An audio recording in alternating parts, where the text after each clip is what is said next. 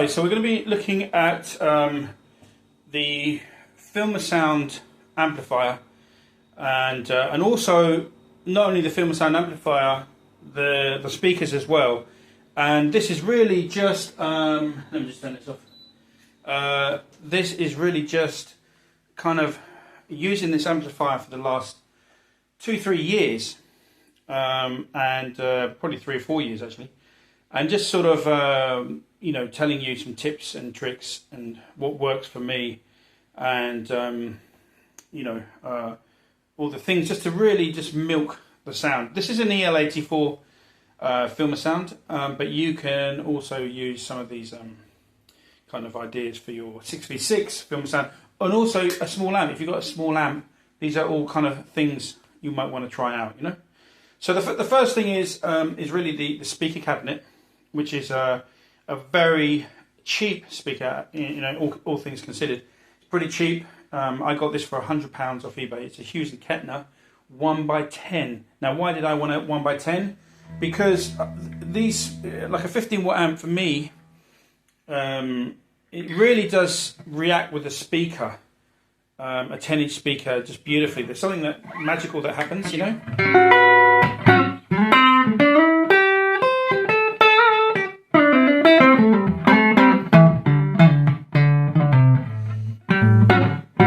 And you don't miss the bass, because obviously if you're playing with a bass player, you're really looking for the mid range anyway, you know, and the mid range and the highs on a 10-inch is just absolutely wonderful. So, you know.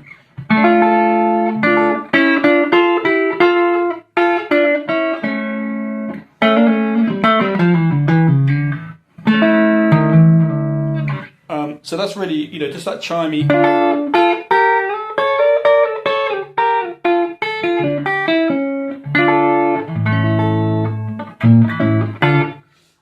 Which is really what I love, you know, and when you don't have to have the amp loud in it.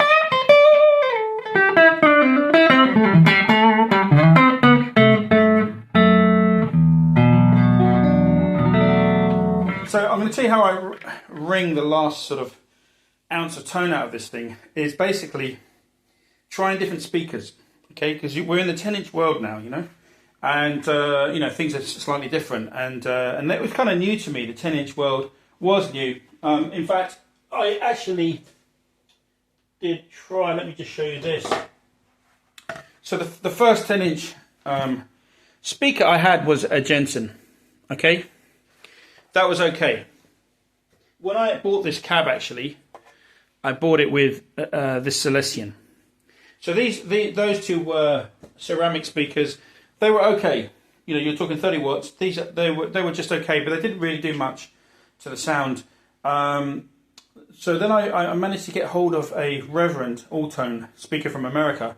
Reverend no longer do these speakers, but Alltone still do the speaker. So this is this one here, and this is a really fantastic speaker. It's the best speaker in the world if you want to play live in concerts with a drummer. Because when you're playing, you know, you have different considerations when you're playing loud. You know, you want, I need clean, because, you know, a lot of the stuff I do, I need a clean sound. And I'm not going to get that if I'm playing low-powered speakers, which you're going to come to in a minute. So really, for me, so that I don't break the speaker, because even though these are 50 watts, an EL84 does put out a bit of, you know, in my opinion, it puts out more clean volume than a 6v6. You know, that's why they were EL84s were used for hi-fis back in the day. It's a very nice, clean sound. And the Alltone Reverend speaker is, I think, the best speaker. It's got a bigger magnet. It's heavier. Like you compare the magnet on the Alltone to the magnet here. You can see. Oh, so you can't see actually. So there you go. Look at the Jensen magnet. Compare it to the Alltone magnet. It's just a bigger, beefier magnet, and it gives you a much better sound. I think they were made by Eminence. I'm not sure. But anyway, after that, I went to the Celestion Blue, which is a 10-inch speaker, and that blew my mind. But, however, because it's Alnico, this one here, because it's Alnico, these are rated at 30 watts, but in reality, it's got a paper cone, so which gets hot. So I would say 20 watts clean.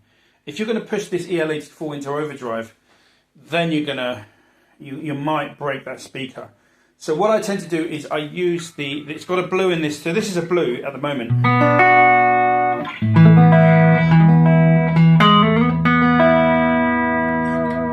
Now you can hear my all-tone on previous clips, because that's what I had in the last 2 years.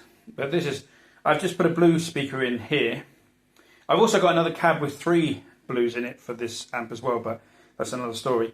But for 1x10 situation, I think for playing low volume gigs or playing at home, you know, where you're playing more clean stuff, then the blue is unbeatable. That blue Alnico is just incredible.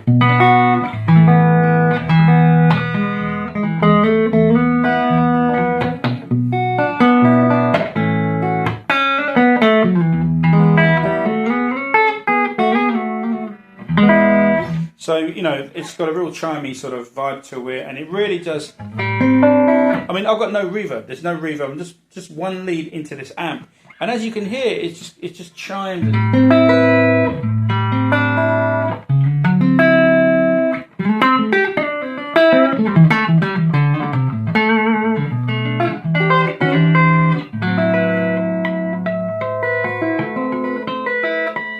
So, you know, that's what you're going to get with the Eminence Blue. They were used in Fender Bassman reissues, and it's you know, I've got 5 of these things. So one in Cuba, one here, and one in the 3x10. So I just love the blues so much, mainly for recording. Like I said, I use them for recording, doing demos, whatever.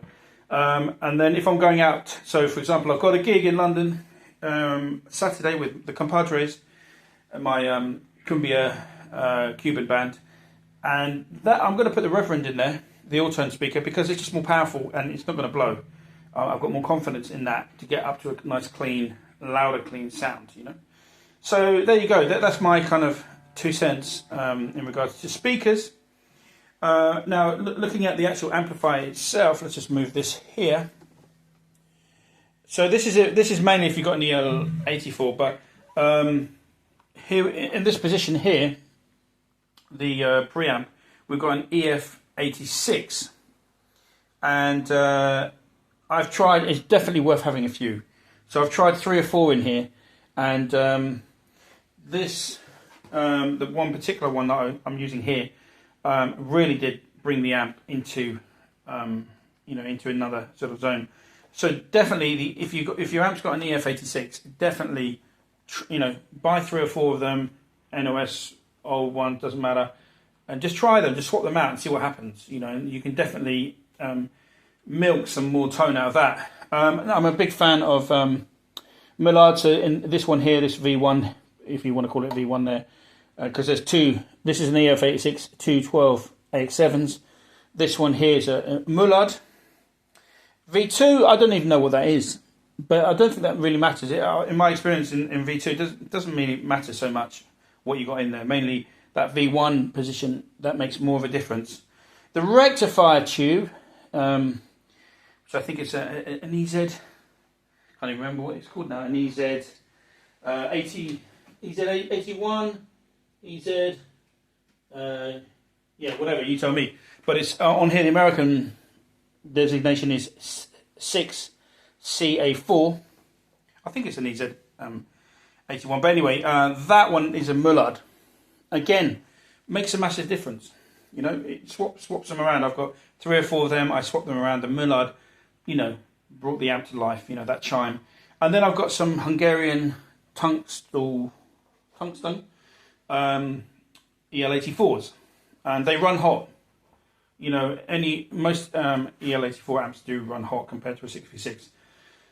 And again, more chimey. You know, this one had Japanese tubes in there before, and they were great, but these tungsten just brought that.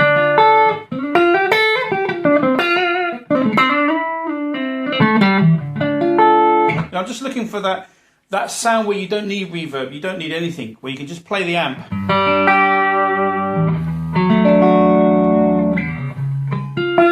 You can just play the amp without any effects, and it just speaks to you.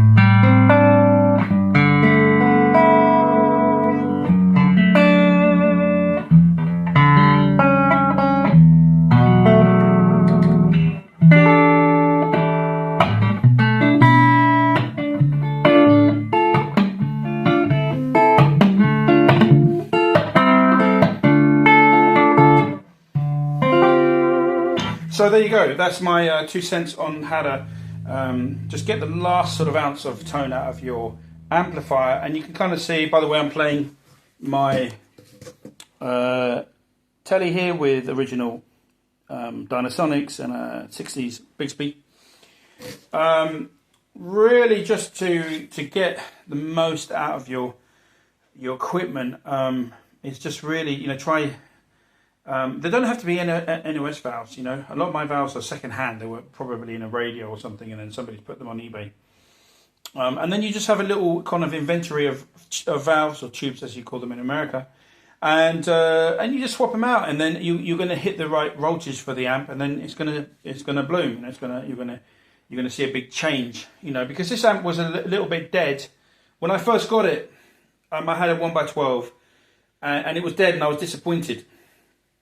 So, in order to really make it come alive, I put it with a 1x10, and then that's when it really did start to come alive. In fact, the first person is a Canadian guitar player, really great guitar player, producer, and he was like the first person ever to kind of really tour with a Filmer sound. You can find him. I can't remember his name. I'll put a link, and he uses a 1x10. So I was like, oh man, you know, why a 1x10? You know, I couldn't understand if he's touring and he's got a 1x10. And then I kind of realised, yeah. So 1x10 is really the secret with a lot of these small kind of Princeton style amps. Although this is kind of probably more on a Tweed Deluxe sort of sound volume wise, you know. But a 1x10 can really bring out the best in an amp. A 1x12 it's a bigger speaker. You know, the amp's got to work harder, but it's not going to really come alive, in my opinion. You know, a lot of the power gets soaked up by the speaker. Whereas a 1x10 and this, it's just a brilliant combination, you know. So yeah, don't be afraid to go with a 1x10 instead of a 1x12. You know, 1x12 is kind of, it's got to be a 1x12. Think about a 1x10, and you know, like I said, I'm really into these. If I just pull this back, really into these two speakers. For me, these two speakers for a Filmer sound, in my opinion, are the best speakers for it. Yeah, you could have instead of the blue, the Eminence blue, you could have a Jensen, and maybe that's what this is. You know, that's modelled on an old Jensen. Who knows? You know, but whatever. For me, the blue, the Eminence blue, is my favourite speaker of all time for the 10-inch. However, for live, I only use the All-Tone Reverend because, you know, that's what can hold it together with a drummer. So there you go. Okay, guys. Thanks for watching. Take care.